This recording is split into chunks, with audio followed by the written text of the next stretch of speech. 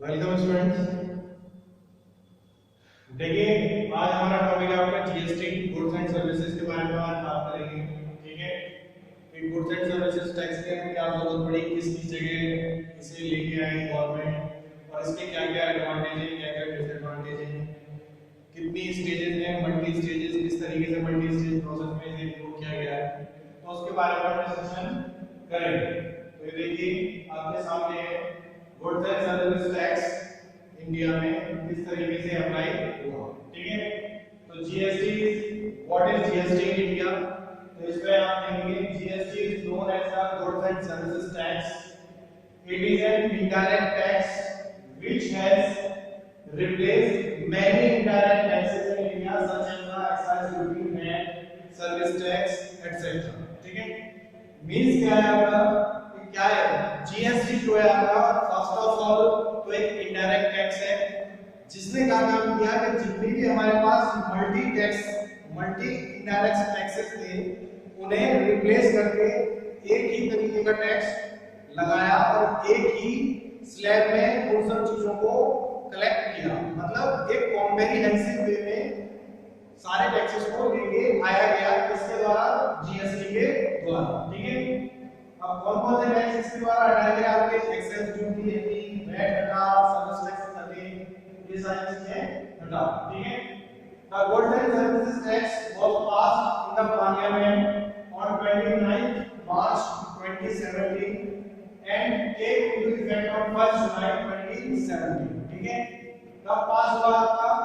29 मार्च 2017 को पार्लियामेंट से पास हुआ और कब अप्लाई किया गया, come into force into effect लाए गए 1 जुलाई 2017 से इसे इंप्लीमेंट किया गया। ठीक है, in other words goods and services tax is levied on the supply of goods and services.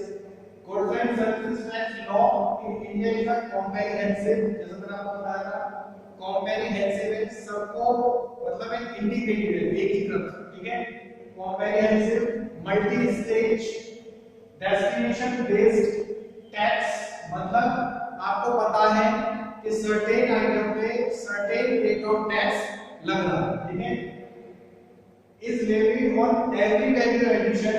GST is a single domestic indirect tax law for the entire country. ठीक है, मींस क्या है, अगर आप कोई प्रोडक्ट दिल्ली में खरीद रहे हैं तो उसमें ड्यूटी टैक्स है, जितना आपका प्रोडक्ट कहीं तमिलनाडु वगैरह कहीं राज्य में खरीद रहे हैं। ठीक है, तो ये चीज आती है आपकी इसमें जीएसटी।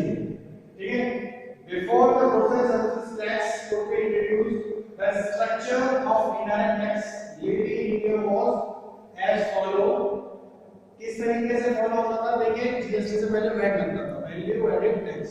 अब वो क्या लगता था? सबसे पहले क्या आता था? Buying raw material.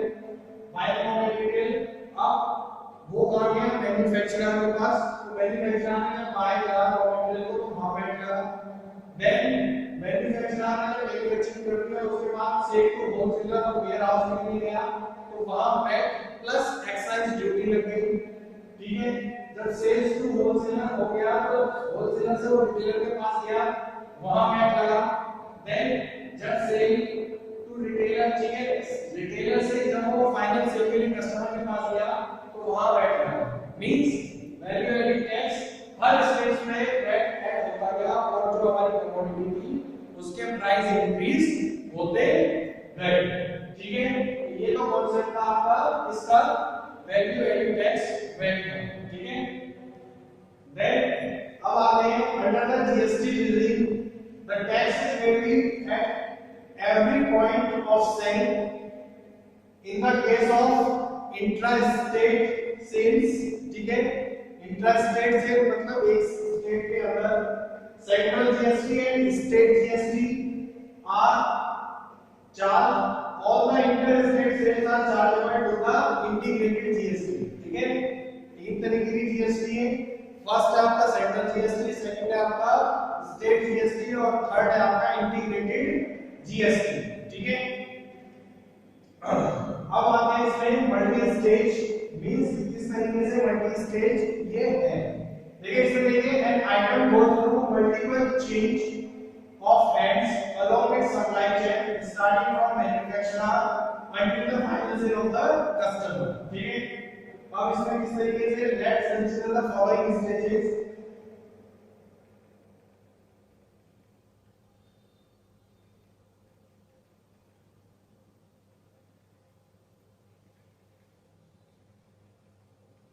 जो हमारी स्टेजेस है उसे कंसीडर करेंगे हम। ठीक है, और किस तरीके से कर रहे हैं उसके बारे में देखेंगे। क्या है, कौन कौन सी स्टेजेस है। ठीक है, let's consider the following stages. देखिए, फर्स्ट है आपका परचेज ऑफ रॉ मटेरियल। ठीक है, सेकंड है आपका प्रोडक्शन और मैन्युफैक्चर। थर्ड है आपका warehousing of finished goods, selling to wholesaler, sale to the product to the retailer, and last आपका selling to the end user. ठीक है, इस तरीके से हमारा चल रहा है। अब है क्या आपका but goods and services tax is levied on each of these stages, making it as a multi-stage tax. ठीक है, अब वैल्यू एडिशन देखिए, वैल्यू एडिशन किस तरीके से हो रहा है।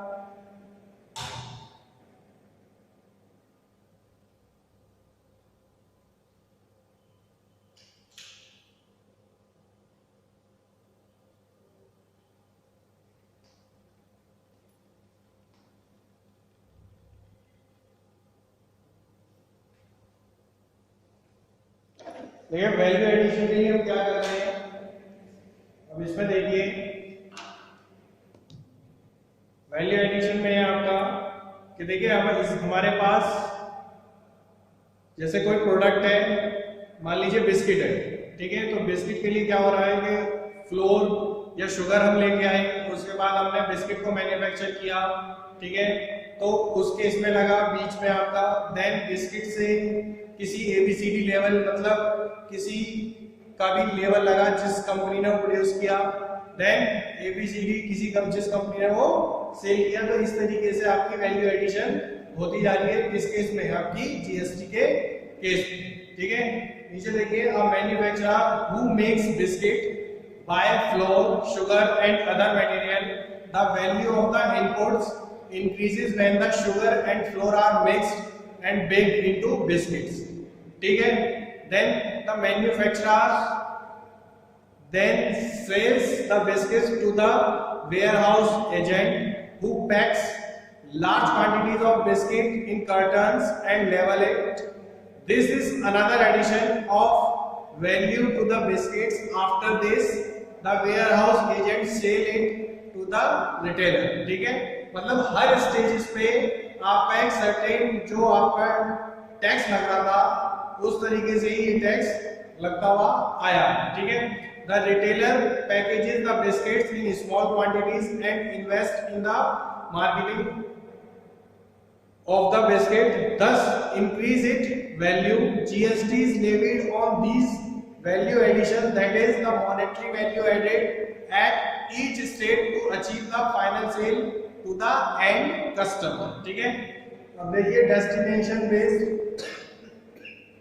फर्स्ट हो गया आपका वैल्यू एडिशन, सेकंड हो गया destination based. Destination based means a consider goods manufactured in Maharashtra and sold to the final consumer in Karnataka. ठीक है, कि जो आपकी जो गुड्स है वो मैन्युफैक्चर हुई महाराष्ट्र के अंदर और उसे बेचा जा रहा है कहाँ, आपका कर्नाटक के अंदर।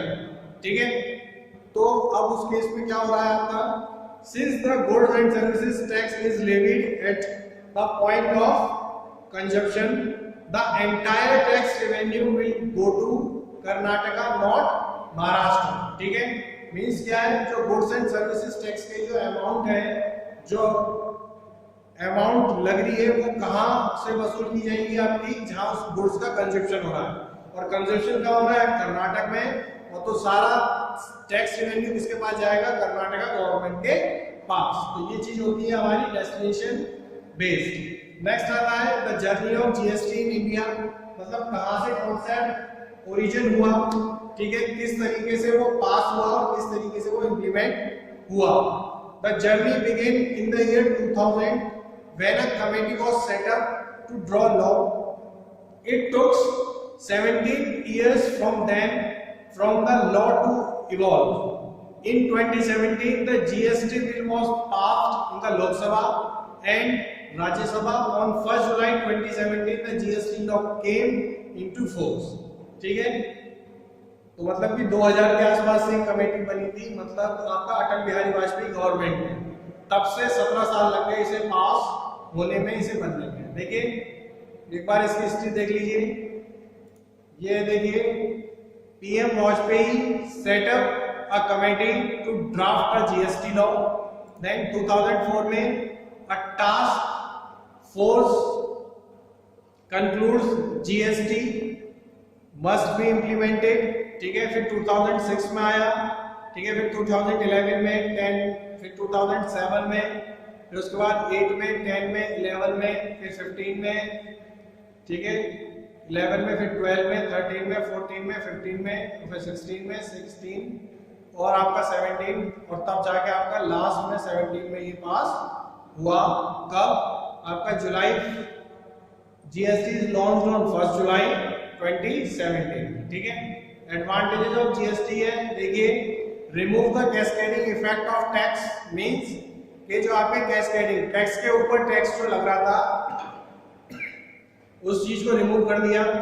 दूसरा, higher threshold for GST registration, सबके लिए ये कंपल्सरी करा कि सब जितने भी हमारे मैन्युफैक्चरर हैं, चाहे होलसेलर है चाहे रिटेलर है, वो सब जीएसटी के अंदर आएंगे और सबके पास अपना एक जीएसटी नंबर होगा, ताकि हमें एक्चुअल में ये पता लग सके कि कितनी गुड्स मैन्युफैक्चर हो रही हैं और उन कितनी गुड्स का किस किस जगह कितना कंजप्शन हो रहा है, ठीक है। नेक्स्ट आता है आपका composition scheme for small businesses, ठीक है। अगर किसी बिजनेस को नुकसान हो रहा है तो उसके लिए कंपोजिशन स्कीम लेके आए हैं, जिससे अगर उसमें रेट ऑफ टैक्स ज्यादा लग रहा है तो वो अपने रेट ऑफ टैक्स को एक टाइम बाद कम करवा सके और उसके लिए अप्लाई कर सके उस स्कीम के थ्रू। नेक्स्ट आता है आपका simpler online facility for GST compliance. Next is relatively laser compliance under GST. Next आता है आपका defined treatment for e commerce activity, increased efficiency in logistics, regulating the unorganised sector, ठीक है। Main concept ये था कि जितना हमारा अनऑर्गेनाइज्ड सेक्टर है उसे किस तरीके से रेगुलेट किया जा सकता है, ठीक है। तो what are the components of GST, देखिए जीएसटी के कंपोनेंट्स क्या हैं। जीएसटी के मेनली आपके 3 कंपोनेंट्स हैं। फर्स्ट है आपका सीजीएसटी, सेकंड है आपका स्टेट जीएसटी एंड थर्ड है आपका आईजीएसटी, ठीक है। CGST stand for central goods and services tax, SGST stand for state goods and services tax and IGST stands for integrated goods and services tax, ठीक है। इसमें देख लीजिए सारी चीजें बताई गई हैं। सीजीएसटी क्या है आपका? It is the tax collected by the central government on an intra state sale, ठीक है। मींस क्या है? A transaction happening within Maharashtra, example यहाँ पर, ठीक है, या यूपी, जो किसी स्टेट के अंदर सेल हो रही है उस पे जो सेंट्रल गवर्नमेंट का पार्ट है वो लगेगा आपका सीजीएसटी। नेक्स्ट आता है आपका एसजीएसटी। एसजीएसटी क्या है? It is the tax collected by the state government on an intra state sale, ठीक है। मींस क्या है कि ये वो वाला पार्ट है जो सेंट्रल गवर्नमेंट के बाद जो बच गया जिसे स्टेट गवर्नमेंट लेगी, ठीक है, वो आता है आपका एसजीएसटी। और लास्ट आता है आपका IGST, that's means integrated goods and services tax. It is a tax collected by the central government for an interstate sale. Interstate sale means जैसे कोई प्रोडक्ट महाराष्ट्र में प्रोड्यूस हुआ है और सेल का हो रहा तमिलनाडु में, ठीक है, तो उस पे जो टैक्स लगेगा वो उसे कौन वसूल करेगा? वो सेंट्रल गवर्नमेंट वसूल करेगी। अब देखिए नेक्स्ट आता है आपका in most cases the tax structure under the new regime will be as follows. First है आपका ट्रांजैक्शन टाइप दे रखे हैं, न्यू रेजिम दे रखा है, ओल्ड रेजिम में किस तरीके से टैक्स लगता था, रेवेन्यू का किस तरीके से डिस्ट्रीब्यूशन होता है, ठीक है। ट्रांजैक्शन क्या है? Sale within the state. अगर किसी प्रोडक्ट की सेल जो है विद इन स्टेट हो रही है तो उसमें क्या लग रहा है? सेंट्रल जीएसटी और स्टेट जीएसटी लग रहा है। पहले क्या लगता था? वैट लगता था, सेंट्रल एक्साइज और सर्विस टैक्स लगता था। और रेवेन्यू डिस्ट्रीब्यूशन किस तरीके से हो रहा है? आपका revenue will be shared equally between the centre and the state, ठीक है। 6%, कोई 18% में आ रहा है तो 9%, 9%, ठीक है। नेक्स्ट आता है आपका सेल टू अनदर स्टेट, उस पे क्या लग रहा है आईजीएसटी, और आईजीएसटी कौन कलेक्ट कर रहा है आपका सेंट्रल सेल्स टैक्स। आईजीएसटी कौन कलेक्ट करेगा आपका सेंट्रल गवर्नमेंट कलेक्ट करेगी, ठीक है। न्यू रिजीम में क्या है आईजीएसटी, और ओल्ड रिजीम में क्या लग रहा था आपका central sales tax plus excise और सर्विस टैक्स। अब रेवेन्यू डिस्ट्रीब्यूशन किस तरीके से हो रहा था, there will only be one type of tax, that is central, in case of interstate sales, ठीक है। the center will then share the IGST revenue based on the destination of goods, ठीक है। सेंटर के ऊपर था कि वो कितना पोर्शन राज्य सरकार को देना चाहता है, ठीक है। नेक्स्ट आता है आपका इलिस्ट्रेशन, ठीक है, इसे पढ़ लेना आप लोग, समझ में आ जाएगा। नेक्स्ट है आपका tax laws before GST, before GST से पहले कौन कौन से टैक्स लॉज थे, देखिए इसमें देखिए in the earlier indirect tax regime there were many indirect taxes levied on both the state and the centre levied by, ठीक है। मींस क्या है कि जितने भी हमारे प्रोडक्ट्स थे उन पे जीएसटी से पहले डिफरेंट टाइप्स के आपके टैक्सेस इंपोज करते थे स्टेट गवर्नमेंट और सेंट्रल गवर्नमेंट, ठीक है।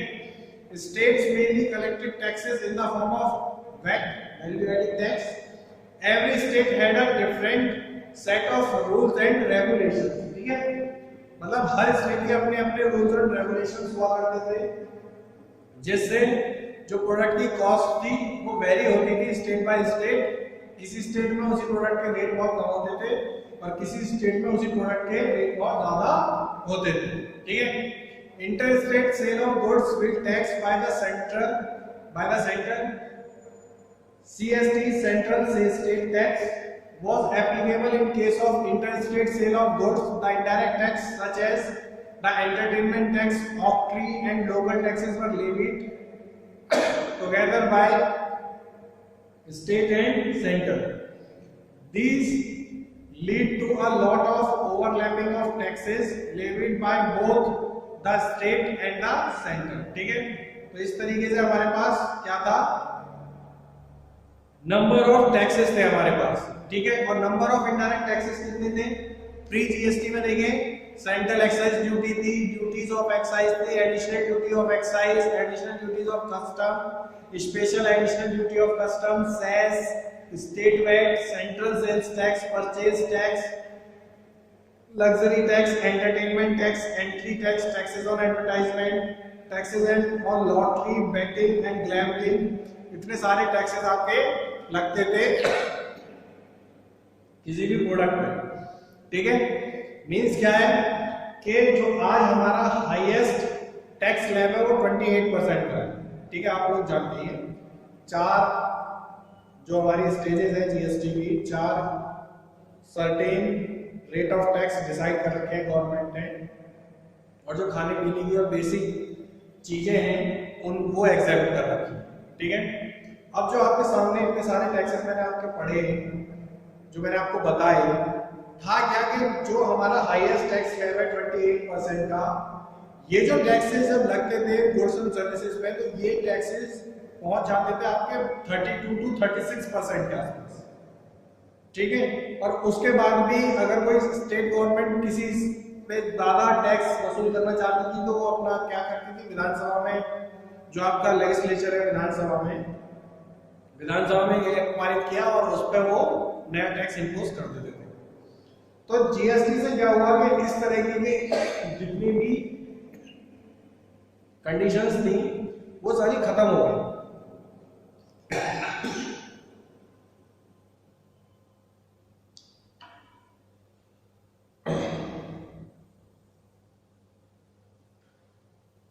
बाकी आप एक बार देख लीजिएगा,